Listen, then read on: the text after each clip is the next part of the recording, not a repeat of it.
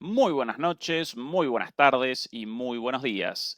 Desde Buenos Aires comenzamos la transmisión número 138 de Demoliendo Mitos de la Política Charlas. En esta oportunidad nos acompaña al otro lado del charco, al otro lado del Atlántico, el señor Pepe Sarsov, analista de inteligencia militar. Pepe, ¿qué tal todo por ahí?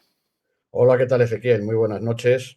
Todo muy bien y espero que por allí también. Un saludo para ti, los tuyos, y también para la audiencia que en estos momentos pues está ya con nosotros, esperando a ver cuál es la charla que vamos a tener. Un fuerte abrazo a todos desde Madrid, España. ¿Qué tal, por cierto, el clima en estos días en Madrid? ¿Frío como en Alemania o un poquito mejor? Mejor, siempre mejor. Aquí en España siempre se está mejor que en Alemania, eso está claro. En todo. De acuerdo completamente. Yo hace 3 semanas de visita por ahí, por España, y ay, qué lindo, todo mejor que Berlín. Pero bueno, yo ahora en Buenos Aires, así que feliz por aquí. Muy Pepe, ¿cuántas cosas importantes para el diálogo, para la conversación de hoy? Porque la situación geopolítica a escala global comienza a presentar ribetes preocupantes. El pasado domingo lo presentábamos aquí justo durante la charla con Fernando Moragón. De repente, según el New York Times, correcto. el señor Biden convalidaba los ataques en profundidad con misiles ATACMS contra Rusia desde Ucrania.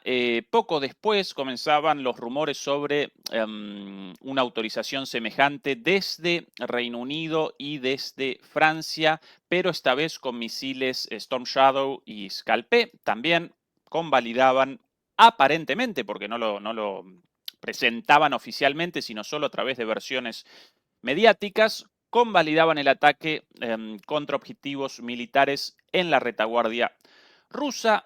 Y finalmente, ayer las versiones, hoy la confirmación de ataques con estos dos sistemas de armas y finalmente este mismo día la respuesta rusa.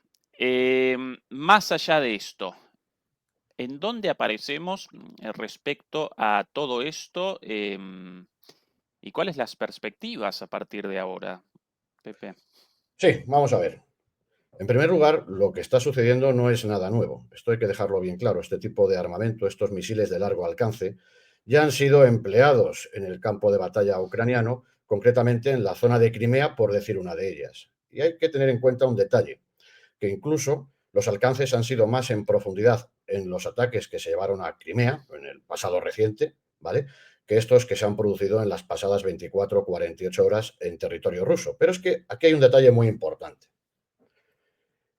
Crimea es tan territorio ruso como San Petersburgo o como Moscú. No lo digo yo. Cualquier persona que tenga un conocido de nacionalidad rusa se lo va a afirmar. Esto es con carácter general en la población rusa y en particular, por supuesto, en el Kremlin.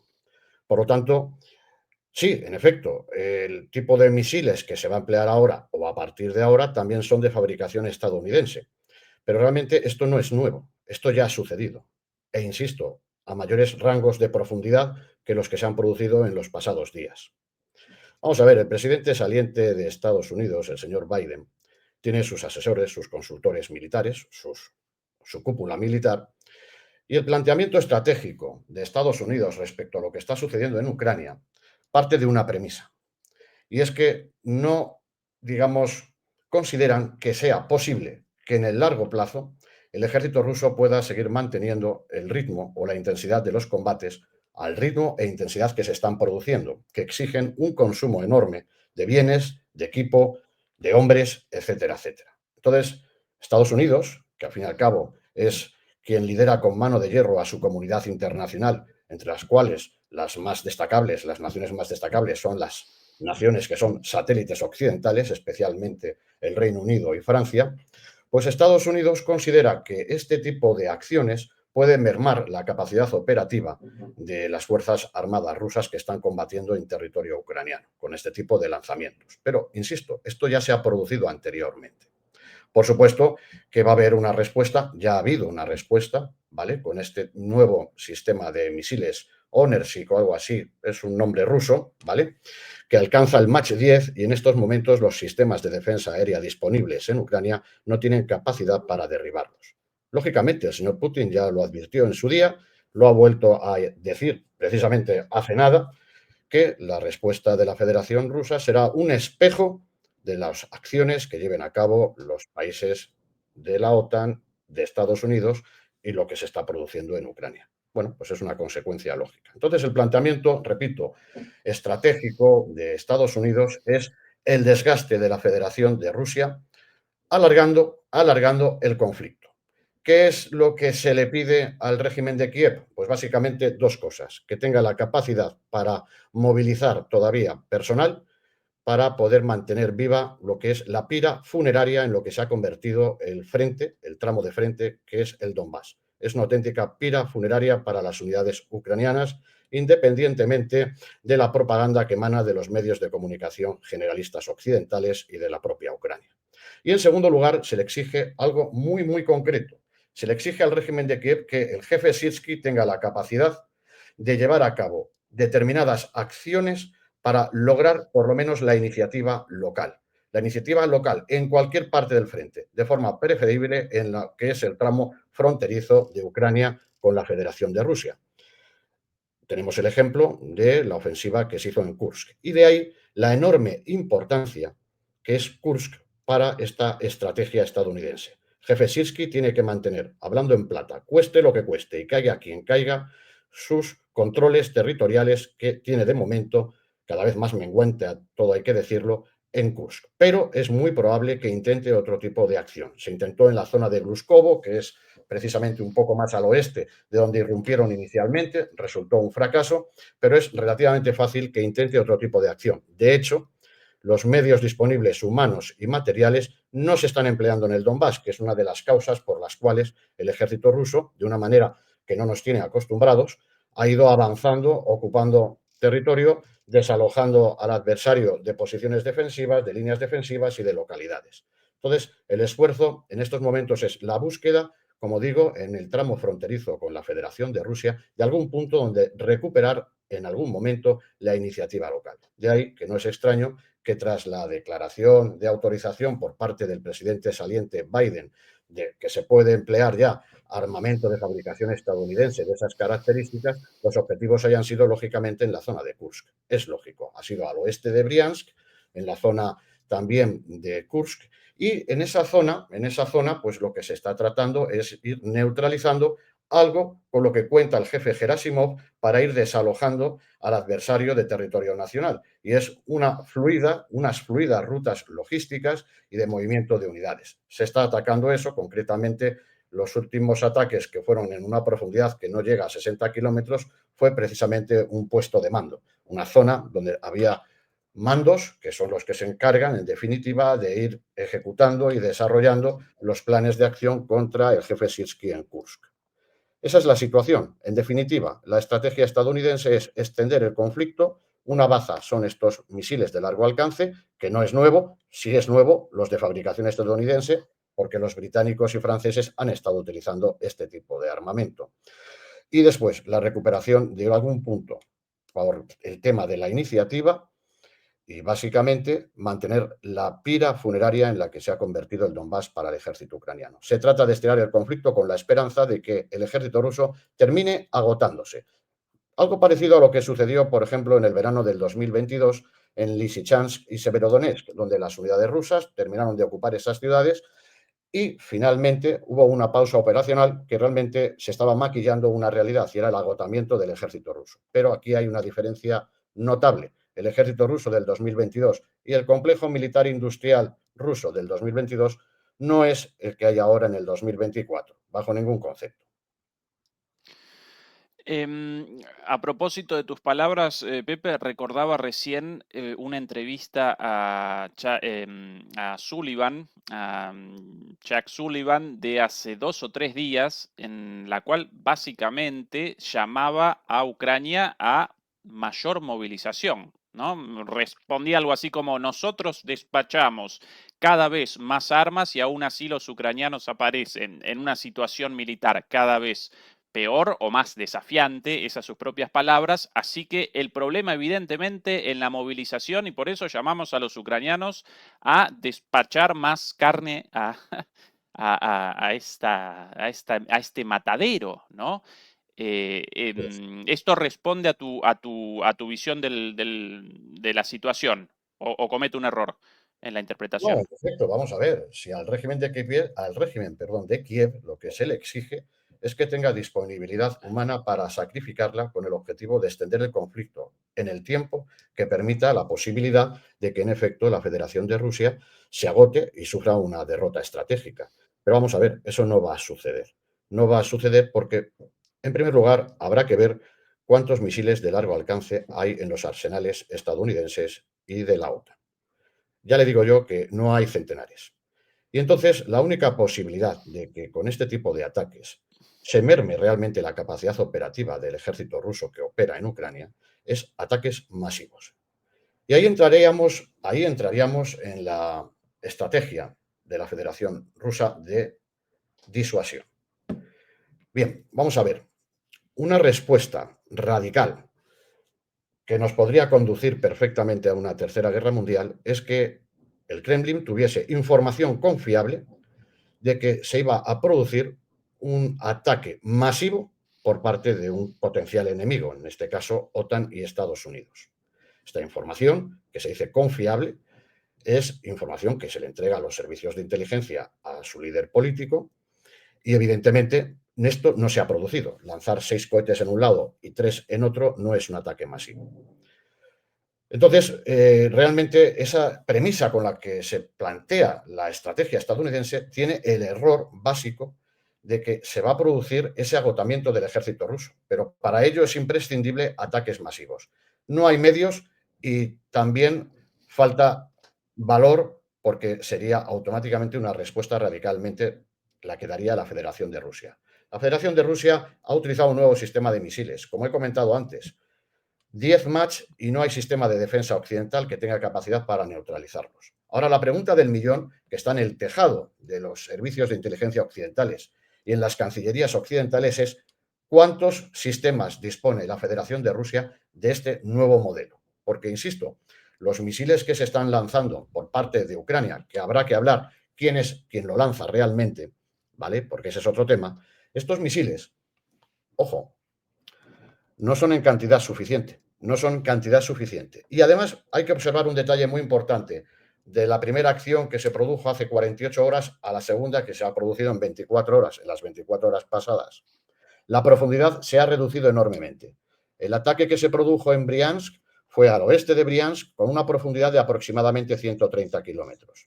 Mientras que, por el contrario, el que se ha producido en torno a la zona de Kursk, y cuando digo en torno a la zona de Kursk es entre Lugov y Rilsk, que son dos líneas de partida unidas mediante una carretera, que son las dos líneas de partida de las unidades rusas para ir desalojando al adversario precisamente en el Kursk fronterizo. En este Bien, pues, momento en la pantalla el punto concreto, Pepe, de tu descripción.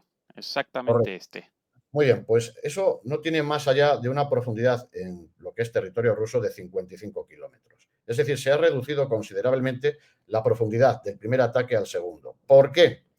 Básicamente porque los sistemas de defensa aérea, conforme el proyectil va entrando, el cohete, o como queramos llamarlo, va entrando en territorio enemigo, ¿vale? En territorio hostil, los sistemas de defensa se hacen cada vez más densos, hay una mayor trayectoria y los avisos de alarma hacen que sea posible con más tiempo derribarlos. Por lo tanto, se ha reducido considerablemente. Hasta tal punto se ha reducido que es muy cuestionable la utilidad, ¿vale?, de este tipo de armamento a 55 kilómetros. Existen otros medios. Esto pone también de manifiesto una realidad, y es que los estertores de esta guerra, porque son los estertores de esta guerra, la OTAN y los Estados Unidos están empleando armamento inapropiado para determinados tipos de acciones, como es el caso, ya le digo, de este tipo de cohetes a distancias que no superan los 55 kilómetros. Estos cohetes estadounidenses, estos misiles estadounidenses o franco-británicos tienen un alcance mayor, entre 250 y 500 kilómetros como mínimo. Ese sería un intervalo aproximado, ¿vale? Luego hay otras versiones, pero ese sería el aproximado. Pues si colocas, Ezequiel, el mapa, quiero que todo Sí, el mundo vea, aparte de las imágenes que siempre son muy espectaculares, que Gerasimov, el jefe Gerasimov, entre Kursk, Lugov y Rilsk, tiene las líneas de partida para el envío, ya por las carreteras que van en sentido norte-sur, para el envío de sus unidades, el apoyo logístico, etcétera, etcétera, para mantener, digamos, a sus unidades e intentar desalojar cuanto antes a los ucranianos de territorio nacional. Bien, ese ha sido el impacto, que creo que ha sido además en una base o en un centro donde había determinados mandos, y bueno, pues son cosas que suceden también. Así es la guerra. Entonces, Pepe, tu punto relativo a esto, aquí en en el punto de impacto de los ataques con misiles Storm Shadow, Sí, una distancia de más o menos 50 kilómetros, sí, incluso entre un poquito, 50 y sí, 60 kilómetros. De todas maneras, si el mapa bien, tuyo tiene una capacidad, mucho, mucho menos entonces de lo que podrían con estos misiles. Ese uno de tus puntos más importantes. es Y importante es, tener en cuenta, perdona, Ezequiel, sigue, sigue, ahora continúo yo. no, no, recapitulo tus palabras para no cometer un error en la interpretación. Entonces, esto respondería, por un lado, a la búsqueda de la destrucción de las líneas de aprovisionamiento hacia Kursk de los Sí. rusos y, por otro Puestos de lado, mando, porque... ¿Sí? sí, puestos de mando, líneas de aprovisionamiento, almacenes, polvorines, estaciones de radar, defensa aérea, todos esos objetivos son objetivos siempre en este tipo de acciones, de tipo selectivo. Correcto. Continúa, continúa. Bien, pero otro de tus puntos interesantísimos, el hecho de que si pudieran, deberían realizar este ataque con otro tipo de armas, porque están realizando un ataque a 50 kilómetros de la frontera. Bueno, quizás debido a la posibilidad de destrucción de las lanzaderas, quizás debamos retroceder con el punto de salida de estos misiles un poquito más, pero si no a 50, entonces quizás ubicada a 70 kilómetros o a 100 kilómetros, pero para eso un misil con hasta 300 kilómetros de alcance no genera sentido a menos que carezcan de armas para un ataque de estas características, con menor distancia al objetivo. ¿Eso correcto también? ¿Entendido bien tu punto, Pepe? Afirmativo, afirmativo. Y entonces, Bien. añadiendo a lo que estábamos comentando, la medida que ha tomado el señor Biden de aprobar el lanzamiento es más de lo mismo.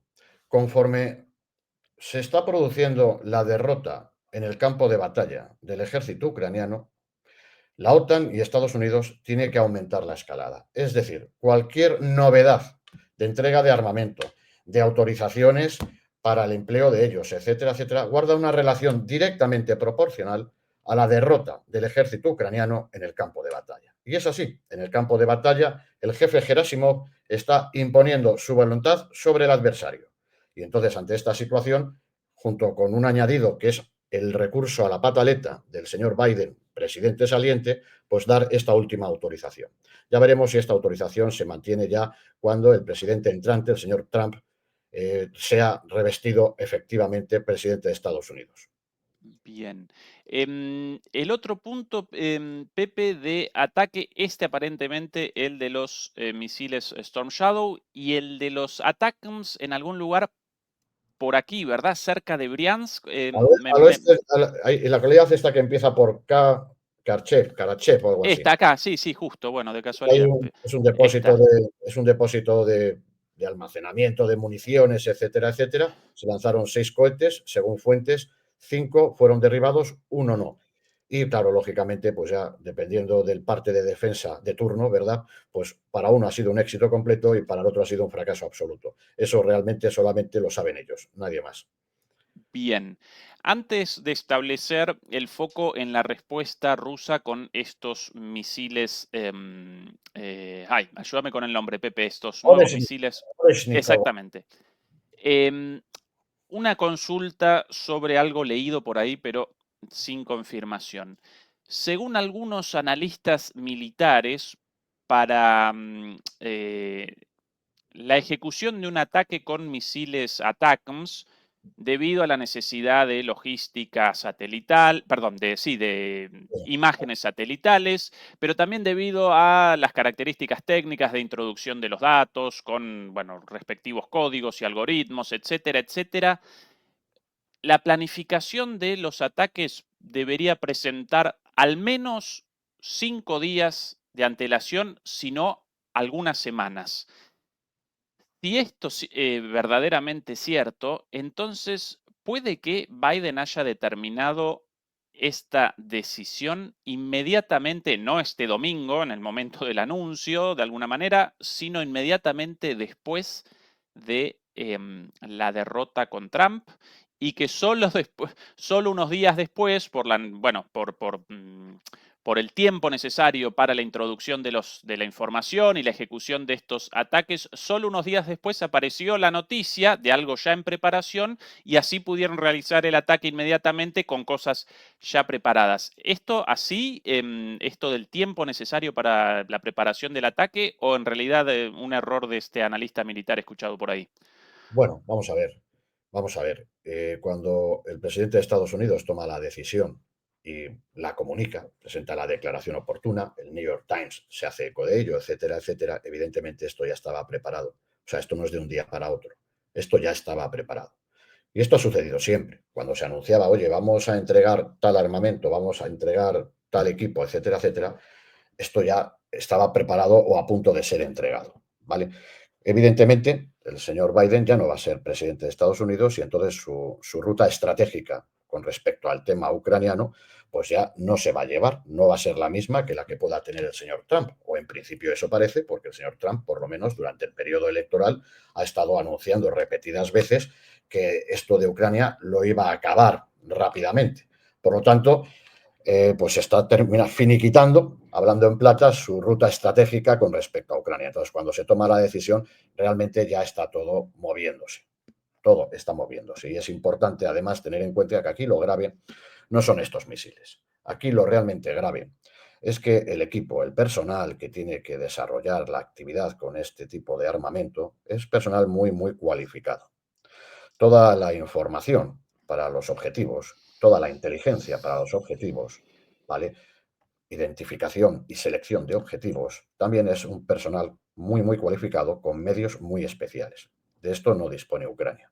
Evidentemente, está claro que hay una mayor o menor participación de las naciones que pertenecen a la OTAN o a Estados Unidos, ¿vale? Que son las que, en el mejor de los casos, el combinado de ese personal es un combinado de elementos ucranianos y no ucranianos. Ese es el principal problema.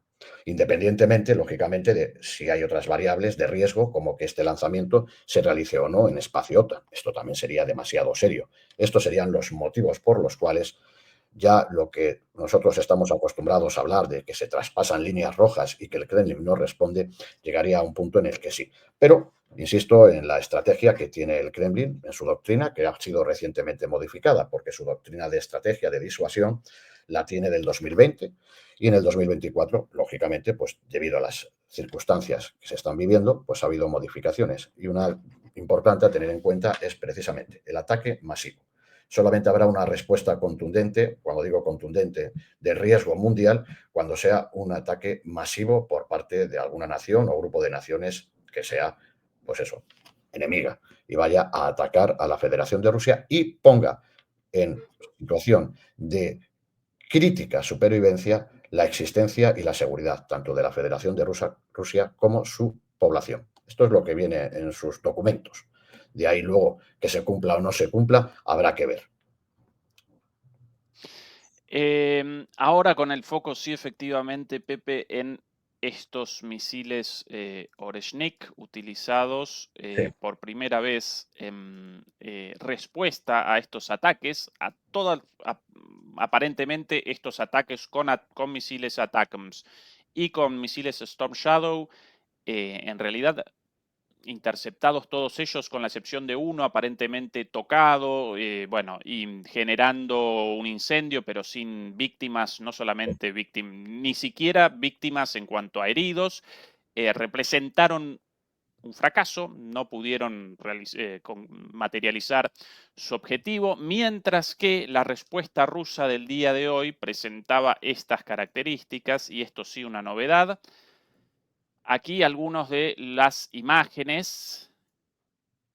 Esa la imagen de estos fogonazos descendiendo del cielo, verdaderamente apocalíptica la imagen. Aquí otra aún mejor.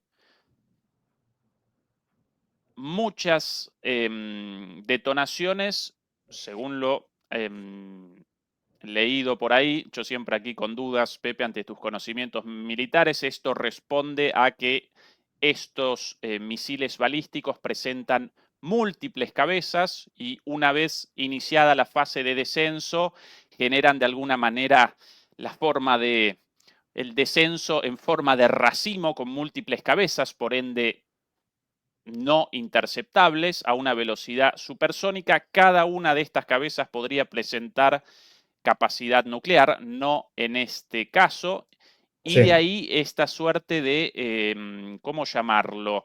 Estas imágenes con múltiples detonaciones, por aquí si no recuerdo mal, aquí.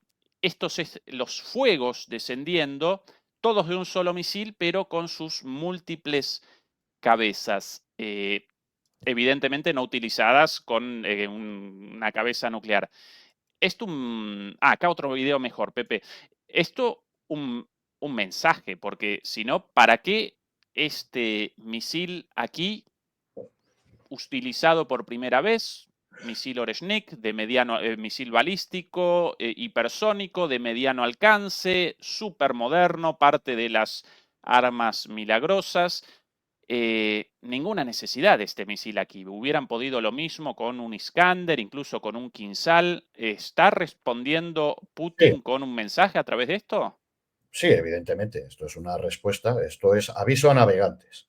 Es decir, la Federación de Rusia dispone en sus almacenes equipo, armamento, que tiene plenas capacidades para poder defender la existencia y la seguridad de la Federación de Rusia. La Federación de Rusia no va a ser derrotada estratégicamente por Estados Unidos y la OTAN en Ucrania. Eso es lo que le ha venido a decir al presidente saliente y a quien quiera enterarse más allá del este del Dnieper. Es así de sencillo.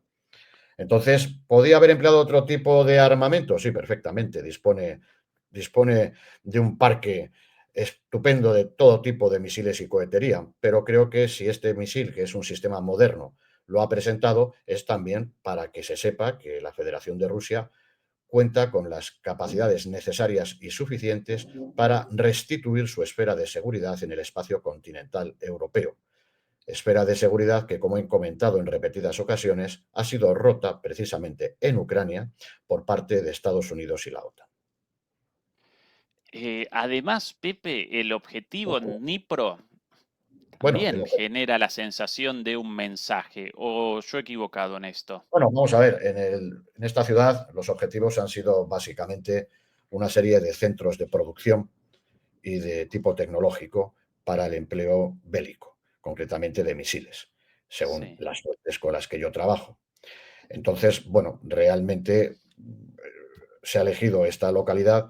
Yo en principio podía haberse elegido otra, pero precisamente es un objetivo preferente. Todo lo que sea destruir equipo y armamento desde los centros de producción y distribución son siempre objetivos prioritarios para un ejército.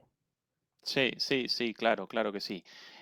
Por otro lado, además, en las proyecciones a futuro, por lo menos en las charlas junto a Fernando Moragón y Juan Antonio Aguilar, cuando deliberamos sobre los eventuales avances de Rusia Sí, tras la conquista de el resto del Donetsk y Zaporilla, en todos los escenarios aparece un sí. avance hacia el este y precisamente hacia Dnipro, ¿no? Bueno, pero es que además ¿Cómo? es normal, lógicamente. Mira, hay que tener en cuenta, si pones el mapa de nuevo, lo puedo Sí. explicar, porque esto A ver, entraría de lleno en los combates que se están produciendo en torno a la zona de Pokrovsk. Vamos a ver, el bien. sector Pokrovsk es lo que yo denomino un centro de gravedad, que es un centro generador de fuerza hacia el frente, que dispone de una serie de anillos defensivos. Selidove, que está controlado por el ejército ruso, Kurajovo, que está a punto de ser controlado por el ejército ruso, y Velika Novosilka, que es una localidad donde ya el jefe Gerasimov ha configurado el mapa de batalla para su próximo asalto. Bien, a Un lo que voy. segundito, Pepe, que los quiero marcados en el mapa, por favor. Curajovo aquí debajo de la represa. Selidove, si no recuerdo mal, por Al aquí. norte, ahí, sí. Ahí, Selidove un poquito más al. Pero. Acá, Selidove, sí, efectivamente, qué tonto. ¿Y cuál el otro punto en la defensa? Velika Novosilka está al suroeste de Sí, Kurajovo. Entonces ve ok. tirando para abajo y llegas a Velika Novosilka. Más para abajo, más para Eh, abajo. to- ajá. ¿Ya en poder ruso o todavía en poder de.? Está todavía bajo el control del ejército ucraniano. Velika Novosilka Oh, es siguiendo esta acá, carretera. acá, ahí. Perfecto. Entonces, Bien, perdón, entonces, perdón por las interrupciones, Pepe, pero tanto a los demoledores y a las demoledoras como a mí mismo me ayuda el mapa por supuesto. y esto, porque vos muy rápido con tus análisis, por todos tus conocimientos. Este punto de aquí, aquí y aquí Pokrovsk. Vale, Esta es pues la ahora línea referida por vos, ¿verdad? correcto. Ahora vamos a ir a Bien, Pokrovsk. ahora sí. Vamos a ir justo a Pokrovsk. Vamos a centrarnos en Pokrovsk. Bien, Pokrovsk recibe de Dnipro, vía Pavlograd, hombres y equipo. Y una vez llega a Bien, Pokrovsk, bien, sí. se distribuye parte para la defensa de Pokrovsk y hacia el sur, Ujú. y luego otra parte vía Mirnohad, que es una localidad que tienes justo al noreste, Aquí, vía sí. Mirnohad, por la H32 va hacia Konstantinivka. Bien, para Konstantinivka, allí. ahí está, H32. Esa sería, bien, pues lógicamente cuando el ejército ruso controle el Donetsk, su marcha de aproximación va a ser en sentido este-oeste hacia Dnipro directamente, directamente. Y es cuando seguramente observemos cómo desde Zaporilla, en sentido sur-norte, irá hacia Zaporilla, que Zaporilla también es ruta logística hacia Kurajovo vía H15. Esta de aquí, sí, perfecto. Y la H15 está acá a De la vista, entonces Zaporilla hacia hacia. Curajobo ahí. Ujú. Vale, pues esas son las dos Perfecto. rutas logísticas que van en estos momentos de oeste a este a la zona de combates, que es en la zona de Donetsk. Bien, el jefe Gerasimov ha considerado que el esfuerzo principal tiene que ser en Donetsk, concretamente en Pokrovsk y en sus, como he comentado, anillos defensivos. Ujú. Lógicamente, cuando termine de controlar esto, evidentemente la progresión más normal es que se dirija en el sentido pues, que muchas personas ya hemos comentado, en sentido este-oeste, hacia Dnipro y Pavlograd. Y entonces, ¿qué ocurre? Que lógicamente, bueno, pues los objetivos de Dnipro y Zaporilla son objetivos de la aviación rusa, de la cohetería rusa, ¿vale? Porque desde ahí parte hombres y equipo hacia el frente. Y también hay pues escalones de mantenimiento para la reparación de carros, piezas de artillería, etcétera, etcétera, los escalones más alejados, que son megatalleres y son también centros también en el caso de Dnipro, centros de producción y, en definitiva, también de distribución de armamento, concretamente de tipo componentes tecnológicos y misiles. O sea que era un blanco totalmente factible para los intereses del ejército ruso, correcto. Entonces, lo que ha hecho simplemente el ejército ruso, concretamente el Kremlin, que es el que autoriza, es responder pues, a este tipo de acciones que está llevando a cabo desde que se aprobó con material estadounidense, pero los franco-británicos, el material franco-británico, se ha ido empleando ya en sucesivas ocasiones en Gerson, en el tema de Zaporilla, me refiero a la parte del Oblast controlado por el ejército ruso y sobre todo especialmente en la zona de Crimea. En rangos de profundidad, en alcances, para hablar más claramente, más mayores que los que se han producido precisamente en la zona de Kursk y Briansk. Y es que además cualquier sistema de estos rusos, el S-400 de defensa aérea, cualquier sistema de estos, bien dispuestos, bien desplegados y con la suficiente munición, termina neutralizando prácticamente todos los ataques que se han estado llevando a cabo. Realmente se habla mucho, y perdona, termino, se habla mucho cuando se llevan ataques por parte de las Fuerzas Armadas ucranianas de estas características, pero es que el ejército ruso lo está llevando casi diariamente, casi diariamente. con unos objetivos y un cumplimiento en los objetivos muchísimo mayor. Pepe, otra pregunta relativa a esto. Mientras Rusia acomete en este frente con el obvio objetivo de Pokrovsk y ese anillo defensivo mencionado por vos, por ende los ataques hasta ahora efectivamente concentrados en la zona sur de Pokrovsk y los avances directos de alguna manera un poquito más lentos. Recuerdo que al principio realizaban avances directos hacia Pokrovsk. A partir de cierto momento comenzaron a machacar precisamente en este anillo defensivo por el sur con el obvio objetivo de un ataque por abajo y por la derecha.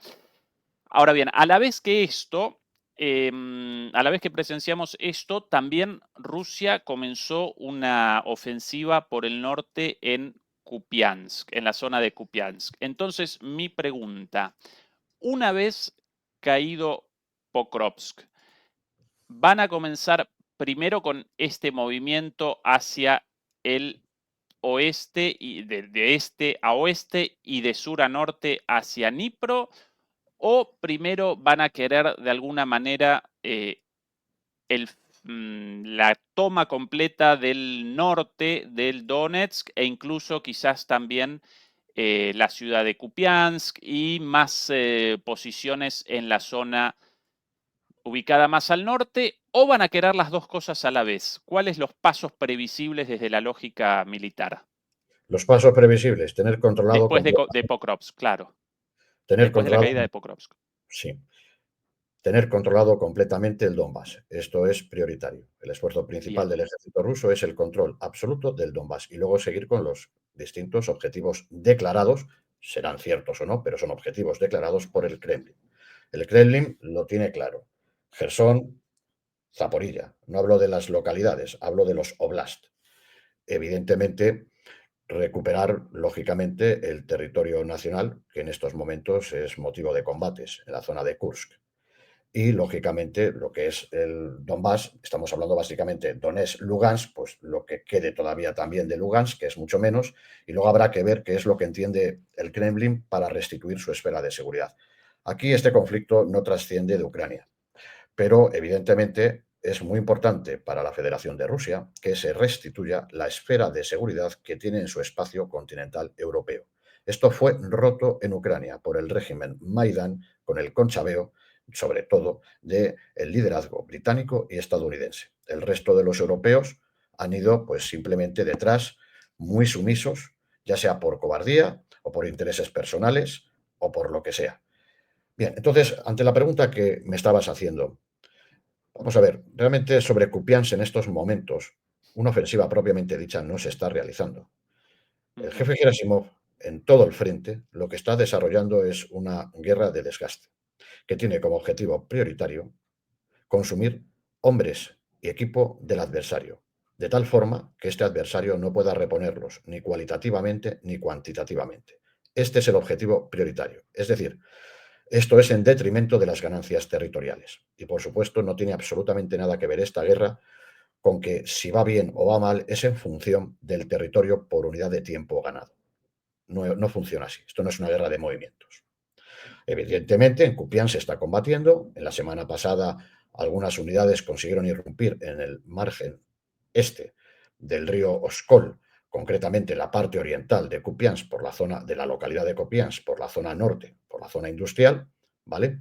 Pero realmente lo que se están es produciendo los combates todavía de aproximación a la localidad. Todavía hay que vencer la zona de Petropavlivka, romper la H-26 de forma definitiva para eliminar ese bolsón que hay como entrante defensivo que tiene el ejército ucraniano al sur de Petropavlivka, que sería el sur este de Kupiansk. Y entonces lo que sí es cierto es que el ejército ruso, en ese sector, que es el sector Oskol, que va desde Kupiansk norte, pasando por Senkove, que es uno de los pasos del Oskol, hasta el sur, que es Borova, pues ya rompió hace unas semanas, precisamente por Senkove, el tramo de frente, que es de aproximadamente unos 45 kilómetros aproximadamente, rompió en dos ese tramo de frente, rompiendo las líneas de abastecimiento y movimiento de unidades de la defensa ucraniana en sentido norte-sur, sur-norte. Entonces, Kupiansk todavía queda muchísimo trabajo para el ejército ruso y, repito, lo que está haciendo el ejército ruso es ir avanzando conforme el ejército ucraniano no puede ya reponer hombres y equipo. Ese es el principal problema y es lo que aceleró precisamente el empleo de los misiles de largo alcance. Esta situación de desgaste, vamos a ver, ambos contendientes buscan lógicamente el desgaste del contrario. Entonces el ejército ruso está desgastando en esta batalla de desgaste, como he comentado, al ejército ucraniano para que alcance ese punto crítico de la tasa de reposición, en virtud del cual, a partir de ese punto crítico, no se puede reponer. Y eso ya está pasando en algunos sectores, en la zona de Kurajovo, de Pokrovsk, ¿vale? Toda esa zona. También la sorprendente entrada en Kupiansk. Esto obedece a que el ejército ucraniano cada vez tiene menos hombres y equipo. Y esto se agudiza porque todo ello, a su vez, es precisamente en favor de uno de los objetivos que se le pide al régimen de Kiev, y es lograr la iniciativa local en algún punto, ya sea en Kursk o en este tramo o en otro tramo fronterizo. Por eso, la gran mayoría de los hombres y el equipo que se está destinando en el combate van hacia Kursk, fundamentalmente. Y es muy probable que observemos algún tipo de acción fronteriza entre Kursk y Briansk. No puedo decir fechas porque no tengo una bola de cristal ni soy profeta de la guerra, pero la tendencia natural, la lógica dice que el jefe Sirsky va a intentar recuperar iniciativa en tramos fronterizos. ¿Cuál? Muy probablemente entre Briansk y Kursk. Lo ha intentado ya desde agosto, lo lleva intentando, pero el poder incontestable de la aviación rusa y de su artillería simplemente aborta los intentos de otras entradas. Llegará un momento en que lo logre en algún punto. Y esto pues permitirá a los medios de comunicación generalistas occidentales y a su liderazgo político pues seguir justificando, argumentando la necesidad de seguir ayudando a Ucrania para luchar contra la Federación de Rusia.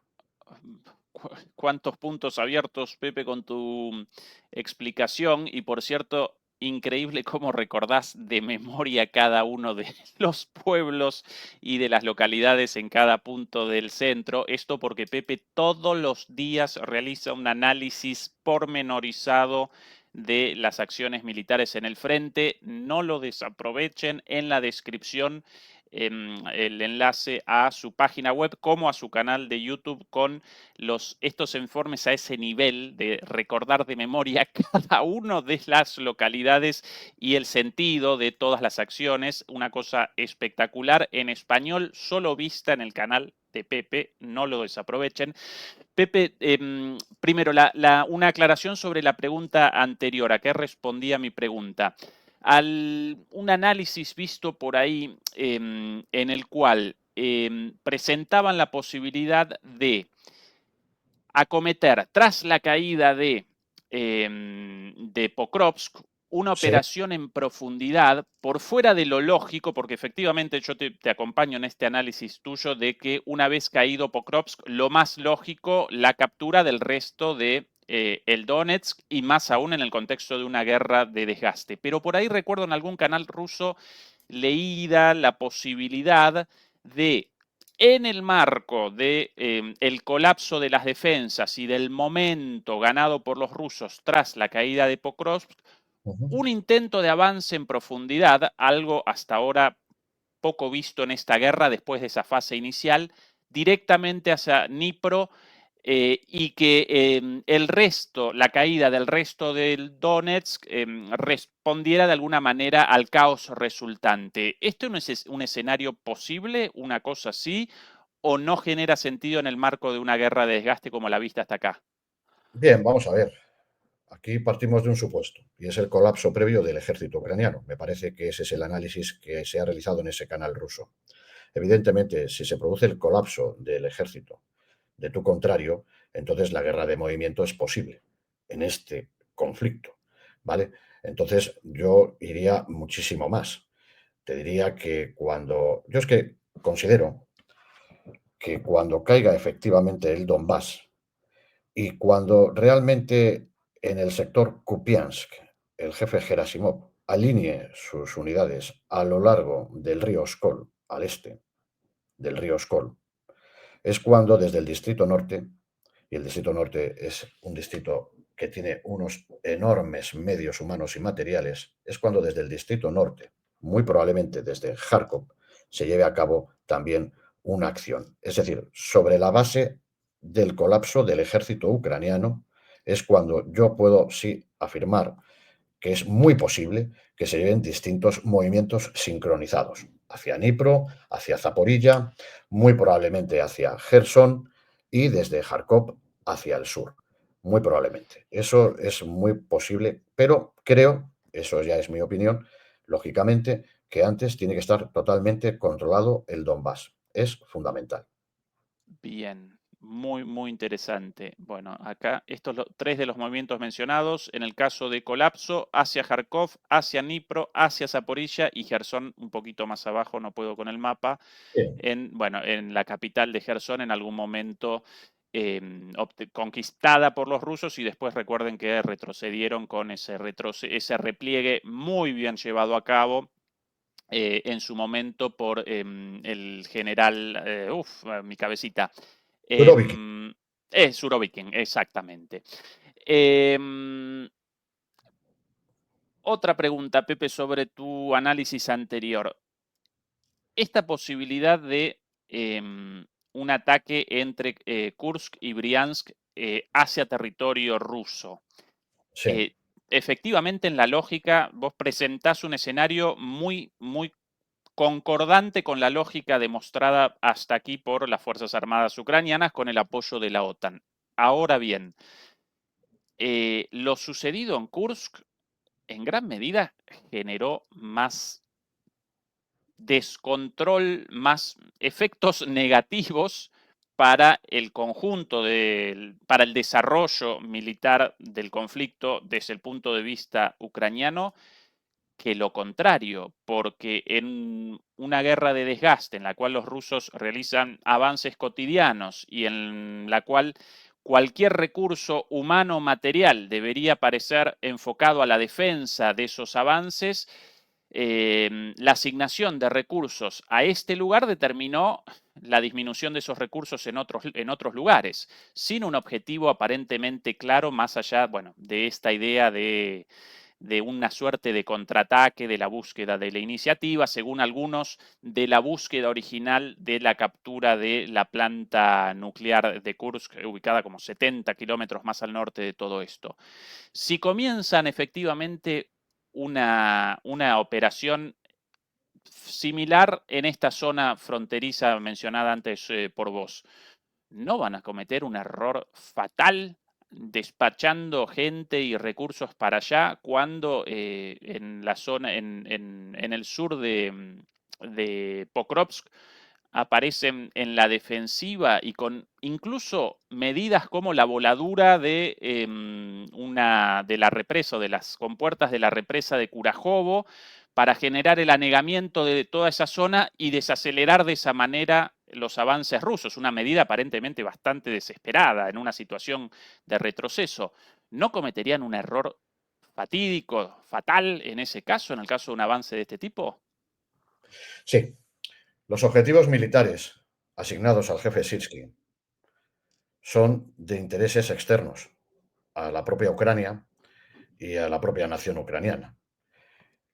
He comentado al principio del programa que la estrategia estadounidense parte de la premisa de que si el conflicto se alarga en el tiempo, el ejército ruso no puede continuar el ritmo que lleva en estos momentos.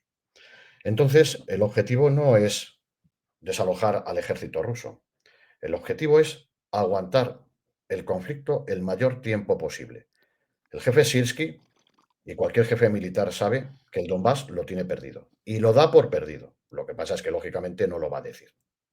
Entonces, las unidades disponibles, las unidades que están siendo adiestradas en Francia y en otros países de la OTAN, con nuevo equipo, nuevos procedimientos, procedimientos OTAN, etcétera, etcétera, lo que buscan son mini ofensivas en territorio fronterizo para buscar algún tipo de iniciativa que permita a su vez mantener y extender el conflicto. Ese es el único objetivo que tiene el ejército ucraniano. Cueste lo que cueste y caiga quien caiga. Entonces, lógicamente, si esto fuese un ejército que realmente está combatiendo por la libertad y por su territorio, evidentemente no desviaría unidades ni a la aventura de Kursk, que ha terminado siendo una aventura, ni a otros posibles eventos en el territorio fronterizo. Pero insisto, Ezequiel, el ejército ucraniano, por objetivos militares, tiene los objetivos que les dictan quien paga esto, porque quien paga manda. Y aquí quien paga es básicamente Estados Unidos, porque Estados Unidos busca la derrota estratégica de la Federación de Rusia, utilizando como herramienta el territorio ucraniano y a la población ucraniana. Básicamente es eso. Entonces, tienes toda la razón del mundo. Lo suyo sería tapar huecos, por decirlo de alguna manera, recomponer rotos en aquellos tramos del frente que son críticos, como puede ser la zona sur de Kurajovo, etcétera. Sin embargo, se envían hacia esa parte, porque el objetivo es el que te he comentado, extender el conflicto. Clarísimos tus conceptos, Pepe, espectacular tu análisis. Muchas. En estos últimos 10 minutitos, ¿dónde establecemos el foco? ¿Qué elementos aparecen ahí en el tintero de tu análisis de inteligencia militar, Pepe? Bueno, básicamente yo lo que observo es que en estos momentos el ejército ucraniano está en su fase final. Ya sé que esto, para aquellas personas que tengan sentimientos pro-ucranianos o pro-OTAN, se rasgan las vestiduras, pero es una realidad. El ejército ucraniano está en los extertores, simplemente. Y esto va a permitir al ejército ruso desarrollar una guerra de movimiento para alcanzar los objetivos que entienda oportunos con la idea de reconstituir la esfera de seguridad. De manera que en estos momentos se pueda afirmar que la Federación de Rusia poco a poco ha ido y va a ir cumpliendo el objetivo de desmilitarizar Ucrania. Y que lo más probable es que al final todas estas acciones que está desarrollando Estados Unidos vayan poco a poco disminuyendo para que con el presidente Trump este conflicto se ceda, y entendamos la expresión, se ceda al liderazgo europeo, y el liderazgo europeo, sin capacidad económica, financiera y militar para poder mantenerlo, poco a poco se irá desanclando y el régimen de Kiev, tal cual se entiende hoy es el régimen de Maidán, va a desaparecer. Esas son las expectativas o la perspectiva que yo considero va a suceder en el 2025. Fecha, año clave, 2025. Pepe, en este sentido, para los países europeos, no quiero establecer el foco en España en particular, Sí. por eso la pregunta en general. ¿Genera sentido la pertenencia a la OTAN en el marco de estas aventuras, incluso aventuras fracasadas a costa de la seguridad y del bolsillo de los propios europeos? Bien, vamos a ver, yo no puedo hablar del resto de los países y si me apuras no puedo hablar ni más allá de mi ciudad, ¿no? De mi entorno. Pero en general lo que sucede es que las personas están completamente ajenas a esto de lo que está sucediendo, completamente ajenas. Les da absolutamente sin cuidado.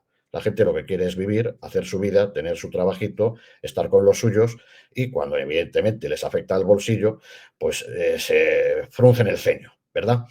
Pero realmente la gente, como no sufre, lógicamente, gracias a Dios, este tipo de conflictos, pues no está en eso. La gente no está hablando de Ucrania, ¿vale? Solamente las personas que son interesadas en la geopolítica, en la historia, en los conflictos, etcétera, que tienen ese tipo de inquietudes, pero con carácter general, la gente, pues, se ve el telediario, le dicen lo que le dicen y se acabó. El sentimiento que pueda tener una persona de formar parte o no de la OTAN, yo personalmente no formaría parte de la OTAN. No formaría parte de la OTAN de un país como puede ser aliado, entre comillas, es el Reino Unido, pues que tiene ocupada Gibraltar. Es como, no sé, es como si ustedes, los argentinos, se hacen una alianza militar con los británicos y tienen los británicos ocupadas las Malvinas. Por lo menos Bueno, ustedes. Milei ya en su momento realizó una declaración de amor relativa a Margaret Thatcher. Para mí Bueno, eso eso connota es lo un mismo que insulto. un puñal en Eso el corazón, una traición a la patria, sencillamente. Pero bueno, allá ellos, ¿no? Eso es un auténtico insulto. Lo siento muchísimo porque es un insulto. Es un insulto porque ahí hubo una serie de argentinos que tuvieron una enorme dignidad, un enorme valor por recuperar territorio patrio. Y ya de paso aprovecho para decirte que mi más profundo respeto y admiración a la nación argentina, que supo con dignidad intentar recuperar un territorio nacional. Eso no lo han hecho ya, no lo hace nadie. A mí, en mi país, eso lo cuentas y no se mueve nadie, ya se lo digo yo. Bueno, pues lo que decía con respecto a la OTAN, no se puede formar parte de una organización militar que no considera ni Ceuta ni Melilla como españolas, porque en caso de un ataque de un potencial enemigo, dejémoslo ahí, la OTAN no considera Ceuta y Melilla como territorio OTAN para proteger. Entonces, realmente llegamos a la conclusión de que nuestra permanencia en la OTAN ha sido por voluntades compradas y por intereses personales del liderazgo político. Es así. Clarísimo. Más claro imposible, Pepe. Pepe, ¿qué pueden, qué aparece en tu canal? ¿Por qué los demoledores y las demoledoras deberían inmediatamente comenzar a acompañar como suscriptores tu canal? ¿Qué presentás ahí día a día? Yo todos los días hago un análisis táctico y operacional del campo de batalla. Voy explicando cuál es la realidad de lo que está sucediendo en el campo de batalla. Es decir, no son percepciones, ni son análisis sesgados, ni nada por el estilo. Yo presento lo que está sucediendo. Entonces es muy interesante comprobar que lo que está sucediendo realmente no es absolutamente para nada con lo que nos cuentan los medios de comunicación generalistas. Entonces, si alguna persona está interesada en ese tipo de análisis y saber lo que sucede en el campo de batalla, pues tienen mi canal Diario de Guerra de Zarzos a su entera disposición. Básicamente es eso. Luego, evidentemente, tengo mis opiniones y también las pongo, porque al fin y al cabo, pues es mi canal y entonces pongo mi opinión. Con todo tu derecho. Pepe, un placer la charla de hoy. Seguramente te llamaremos en el futuro para otras conversaciones. Pepe ya había participado en el programa de Santiago Martínez, los domingos a las 23 horas de España, un programón, tampoco lo desaprovechen. Y dicho esto, demoledores, demoledoras, Pepe querido, un abrazo y hasta pronto. Y a Beatriz Pulido, nuestra moderadora de siempre, mil gracias también por la moderación. Chau, chau. Muchísimas gracias. Pues nada, un placer. Hasta pronto.